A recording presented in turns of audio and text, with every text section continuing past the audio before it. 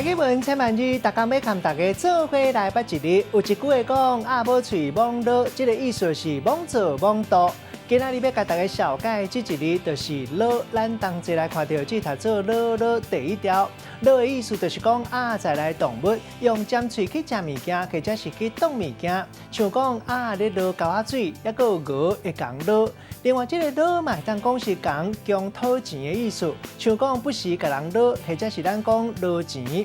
另外，古早落嘛，当形容一个人足够讲好听话，像讲一支喙真够落。若是讲一个人黑白讲话，咱讲伊是落缺。另外，形容气味，古早有一个词讲是空啰嗦。带大家做伙来小解这两个词。头一个读做落钱，意思是讲低调咧，要讲讨钱，嘛当讲是要讲分钱。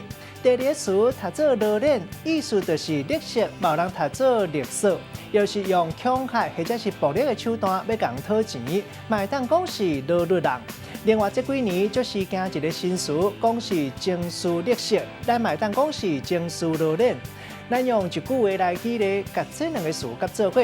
譬如讲，细汉查某囡仔甲老爸低调咧，想要拿钱去买冰淇淋，老爸虽提钱互伊去买，笑讲查某囝甲伊落脸是汤甘蜜甜，伊心甘情愿。今仔日小解这一日读做落，提供予观众朋友来参考。